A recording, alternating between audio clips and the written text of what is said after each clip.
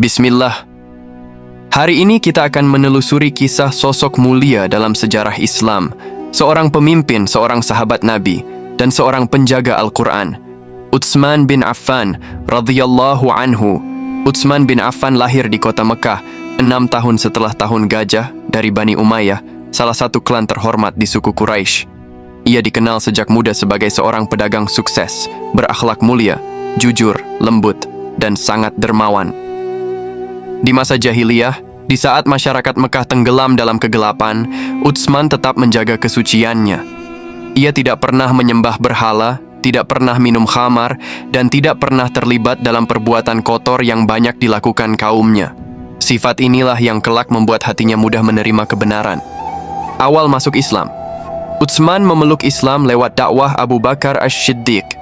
Ketika mendengar ajakan Abu Bakar, Utsman langsung menerima Islam tanpa ragu. Ia menjadi salah satu dari orang-orang pertama yang beriman kepada Allah dan Rasul-Nya. Bahkan Nabi Muhammad SAW bersabda, "Setiap orang akan menolak ajakanku, kecuali Abu Bakar dan Utsman." Sirah Nabawiyah. Hijrah dan pengorbanan. Saat kaum muslimin disiksa di Mekah, Utsman termasuk yang hijrah ke Habasyah, Ethiopia, dan kemudian ke Madinah. Ia mempersembahkan hartanya untuk perjuangan Islam. Ketika kaum muslimin membutuhkan sumur, Utsman membeli sumur rumah dan mewakafkannya untuk umum. Ketika perang Tabuk, Utsman membiayai perlengkapan pasukan dengan 1000 dinar emas, sebuah jumlah yang luar biasa di masa itu. Nabi Muhammad melihat kedermawanannya bersabda, "Tidak ada sesuatu pun yang membahayakan Utsman setelah hari ini." H.R. Tirmidzi. Menjadi khalifah. Setelah wafatnya Umar bin Khattab, Utsman dipilih menjadi khalifah ketiga umat Islam. Pada masa pemerintahannya, Islam berkembang pesat. Wilayah Islam membentang luas hingga ke Afrika Utara dan sebagian Persia. Ekonomi rakyat membaik, pembangunan kota-kota baru dimulai, seperti Kufah dan Basrah, dan sistem administrasi negara diperbaiki. Tapi, prestasi terbesar Utsman adalah penyatuan mushaf Al-Quran. Melihat perbedaan cara membaca Al-Quran di berbagai daerah, Utsman memutuskan untuk menyusun satu mushaf baku yang diambil dari mushaf yang disusun pada masa Abu Bakar.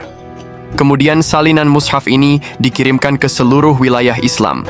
Atas jasanya ini, beliau mendapat julukan Jami'ul Quran, yaitu sang pengumpul Al-Quran. Ujian dan fitnah. Namun seperti pepatah Arab mengatakan, semakin tinggi pohon, semakin kencang angin menerpa. Masa akhir pemerintahan Utsman diwarnai fitnah besar.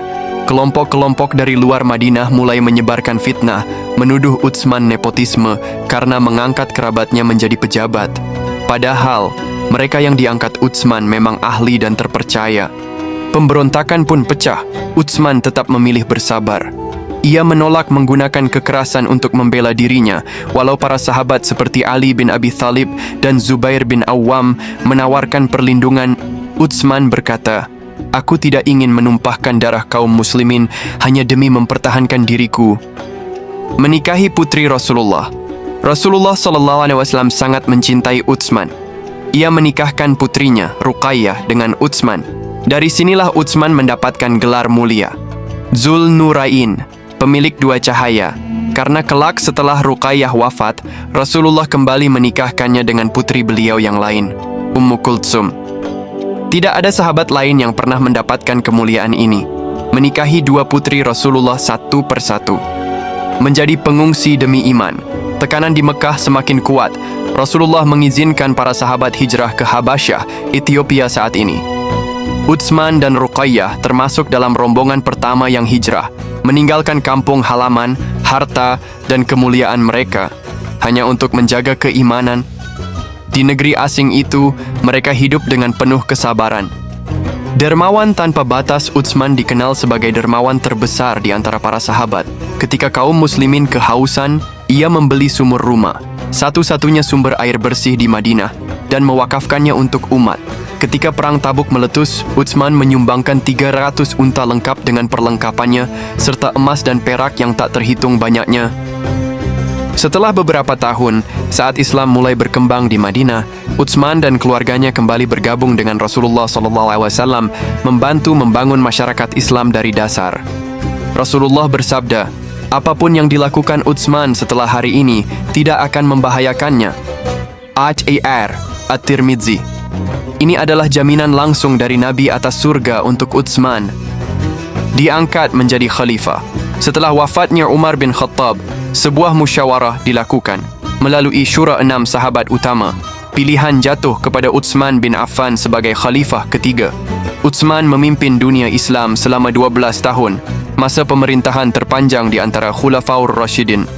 Di bawah kepemimpinannya, Islam menyebar ke Afrika Utara, Armenia, Azerbaijan, dan daerah-daerah baru. Angkatan Laut Islam pertama kali dibentuk.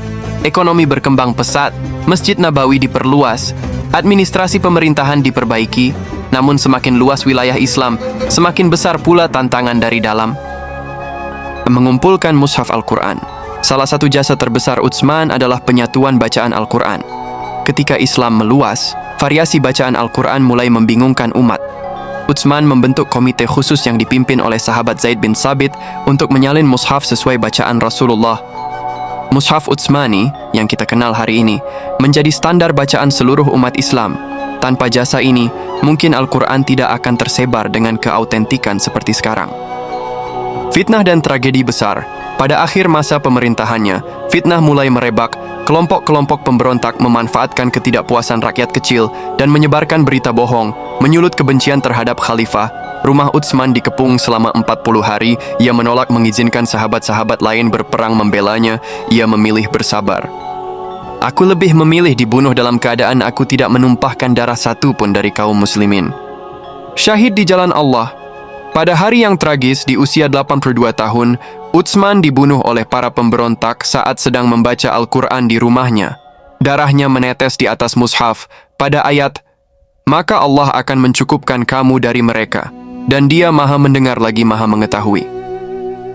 QS Al-Baqarah 137. Utsman wafat sebagai syahid. Sejarah mencatat, wafatnya beliau membuka babak baru dalam perjalanan Islam. Masa fitnah besar yang mengguncang umat. Utsman bin Affan bukan hanya seorang khalifah.